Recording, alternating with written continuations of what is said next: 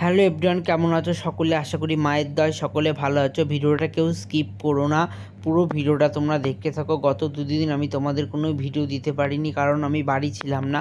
ওর জন্য আমি কোনো ভিডিও করতে পারিনি, এর জন্য আমি দুঃখিত। আজ বৃহস্পতিবার সকালবেলা আমি বাড়ি এসেছি, আর বাড়ি এসে দেখি আমার মা পুজো করছে। ওর জন্য আমি আর আজকে মন্দিরে ঢুকলাম না, তাই মায়ের বাইরে থেকে ভিডিও করেছিলাম। তো সেই ভিডিওটা তোমাদের কাছে তুলে ধরলাম। তোমরা সকলে মাকে দর্শন করো। আর আজকে যেই ঘটনা আমার সাথে ঘটলো, আমি সেটা তোমাদের কাছে তুলে ধরলাম। তোমরা দেখো মা কেন এটা আমার সাথে করলো। মাকে অনেক ডাকলাম, মা আজকে সাড়া দিল না কেন আমি জানি না। এই দেখো বাচ্চাটা আর নেই, এক্ষুনি বাচ্চাটার প্রাণ বেরিয়ে যাচ্ছে। তো এইটা ভিডিওতে এডিট করতে গিয়ে আমার খুব কষ্ট হচ্ছে, কারণ এটা তারাই বুঝবে যারা একটা পশুকে খুব ভালোবেসে ছোটোবেলার থেকে বড় করবো। ওর মাকেও ছোটোর থেকে বড় করেছি আমি, এই বাড়িতেই ওর মা জন্মেছে। আজ বড় হয়ে আজকে অনেকবার ওর মা বাচ্চা দিল আমাদের বাড়িতে, কোনোবার এরকম হয়নি।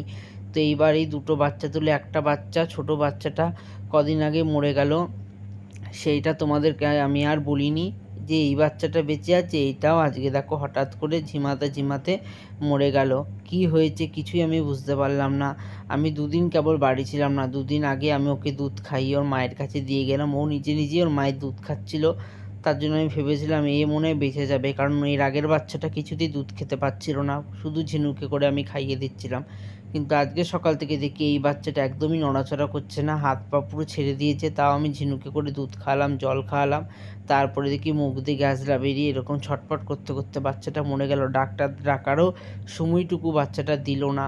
তো জানি না কেন এটা আমার সাথে হলো। ওর মা এখন পুরো একা হয়ে গেল, ওর মাকে কি করে আমি সামলাবো।